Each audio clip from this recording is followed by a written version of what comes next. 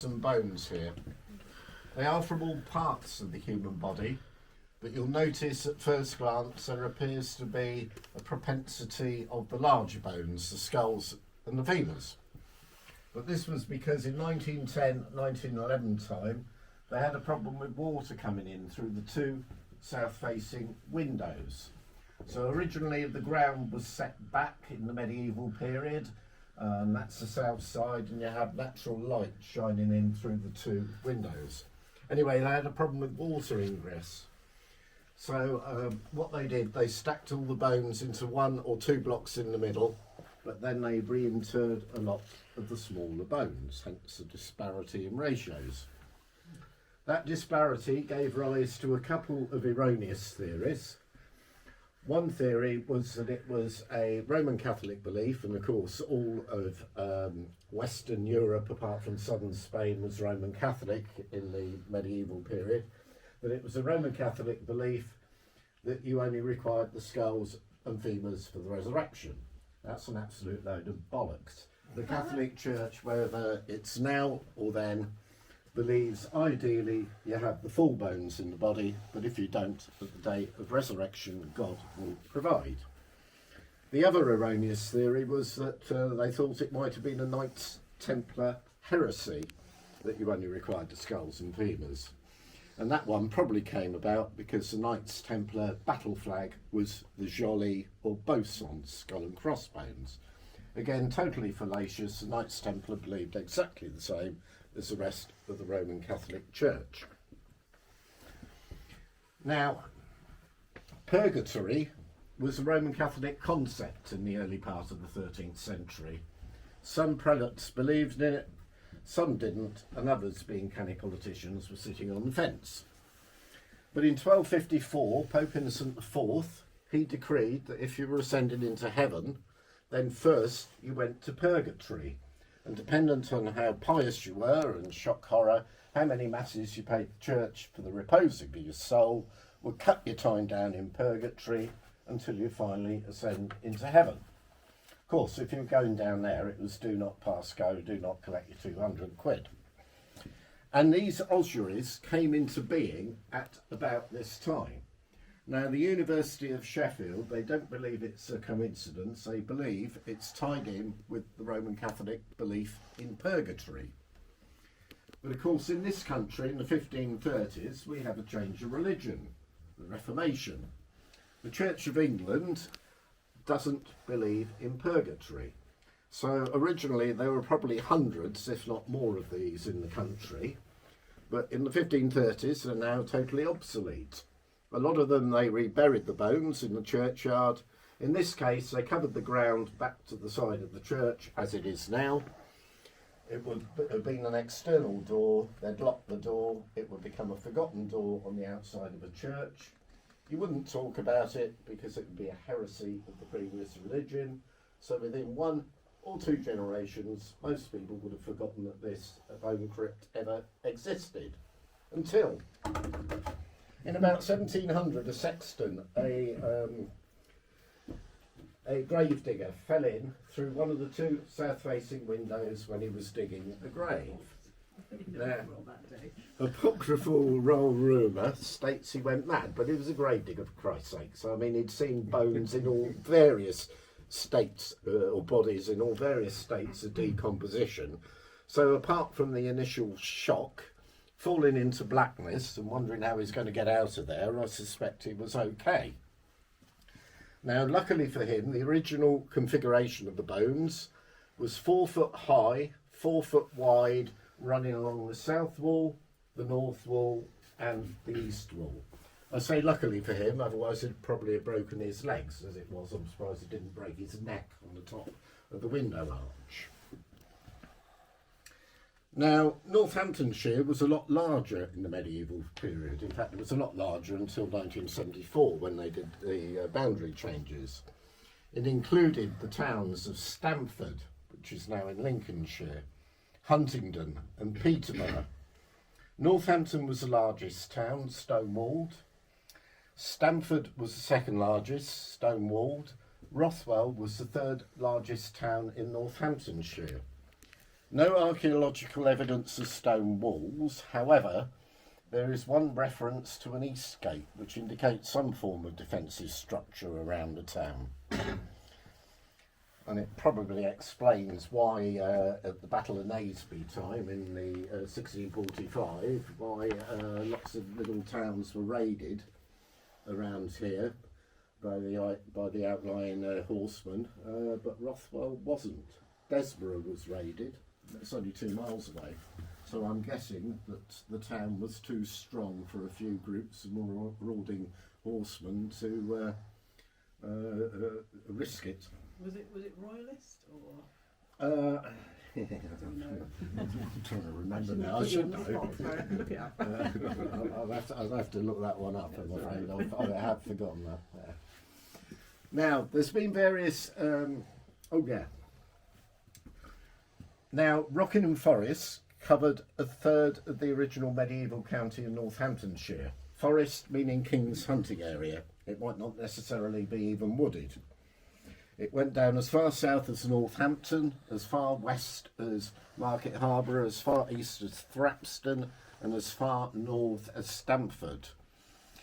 And created in 1265, but by the 1290s, the forest was cut back to a northern and a southern sector, and the southern sector came down as far south as Rushton, 2 miles north of here, little village. And we do have animal bones here. For instance, this, which is quite common with human ossuaries, that's a cow bone with the ragged edge. This big beastie down here is it your horse, failing that dinosaur. And there are also cow and sheep bones. Now, medieval graveyards, church graveyards, were used for social festivities and also animal grazing. So even in the 1290s, you could walk half an hour, be in Rockingham Forest and illegally poaching the king's deer and then having your barbecue in the churchyard later. Hence the deer bones. I don't know enough about the bones to be able to point one out, I'm afraid, on that. Now, there's been various theories about the bones. One, battlefield victims. This is because the Battle of Naseby in 1645 was about 8 miles west of here. However, they've only found one skull with pre-mortem trauma, which is a bit surprising if you've ever been drinking in Rothwell on a Friday or Saturday night. Secondly, they know where the burial pits are at Naseby. Also, who spends money on hiring men, wagons and oxen to transport dead common soldiery from a battlefield? It just doesn't happen. And lastly, when that sexton fell in about 1700, it was 55 years after the battle, and they would have known it was here, but they didn't. Second theory is plague victims. Now, a medieval man may have been a lot of things, but he wasn't stupid with a death wish. If plague victims would generally have been buried on consecrated land, but it's likely to have been a plot right at the furthest extent of the graveyard, and they'd probably screen it off as well, and you're not going to re-dig up plague victims and put their bones in here. So it's very unlikely to be plague victims. Monastic burials. Now, this church was owned by the Abbey of Cirencester from 1133 up until the Reformation in the 1530s. That order was an order of regular Augustinian canons, and they were colloquially known as the Black Canons. Start for 10. Why? You should know. They wore black. But now the archaeologists reckon there's about 2,500 people's remains here. Now, I'm not sure how that tallies in with 10,000 bones, because the two figures don't appear compatible to me. But anyway, that's the figures the archaeologists have said. But there's not going to be 2,500 dead canons here, though there may be the odd loose canon amongst them. And that order, they did allow it was headed by an abbot at Cirencester, they have quite a few land holdings in Northamptonshire, the most famous today being Canons Ashby in the southwest of the county, where there was a priory and a prior. But they did allow their canons to take up individual benefices. And if you have a look at the nominal roll of the vicars, you'll see there are 6 vicars there with the prefix Dom in front of the name, short for Dominus, Latin for master. And this order of canons used that prefix for their canons. So we can almost 100% guarantee that those 6 priests were black canons. Now, the other theory is routine clearance of graveyard. Now, there were post-Reformation ossuaries in England which were used for routine clearance. The only example today is St Bride's in London, and their ossuary normally is not open to the public. So every 8 or 9 years they clear a section of graveyard, put the bones into the ossuary, close the door, lock it, and then that's it for a further 8 or 9 years. Now, the University of Sheffield, they believe that these medieval ossuaries were used for much more than that. One reason being, on the east wall, particularly on the right-hand side, is evidence of a medieval wall painting. A 19th century antiquarian state it was a doom painting, Doomsday, the Last Judgment. And you're not going to put a relatively expensive painting on a wall if you're not expecting people to see it on a regular basis.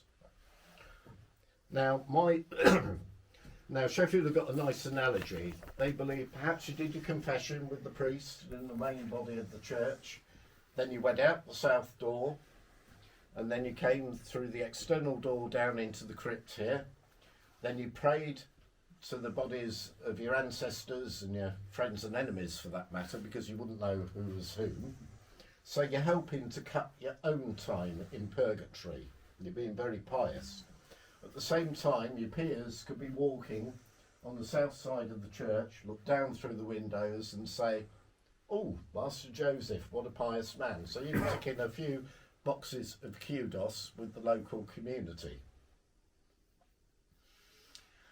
Now, personally, I believe that the raison d'etre for this crypt is the belief in purgatory, but as a secondary additional effect, it helped with clearance of graveyard. Now, this church is on the pilgrimage route from the former Benedictine Abbey at Peterborough to Santiago de Compostela. That's why it's so big. Well, yeah, but it was the Lucy. No, hold on. Which family was it? It was a De Clare family. Put a lot of money into this church, and then of course it was Cirencester Abbey.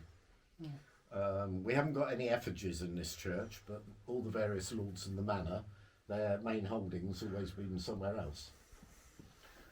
So yeah, it's on that pilgrimage route. As we discussed, it's likely that the town had some form of fortification around it. We may have had a piece of the True Cross, because 2 miles away on the back country road to Kettering, there's a little hamlet called Glendon, and they know that there was a chapel to St Helen or St Helena there. Now, she was mother of Emperor Constantine the Great, and she's supposed to have brought the True Cross back from the Levant. And the nearest large church to a chapel to St Helen is supposed to have held a piece of the True Cross. So we're on the pilgrimage route here. The True Cross, if we had one, would have been a magnet for pilgrims coming in. It's likely that pilgrims prayed in this church, probably stayed in Rothwell overnight for protection before continuing making their journey to the south coast, and then across to the Bay of Biscay and then on to Santiago de Compostela.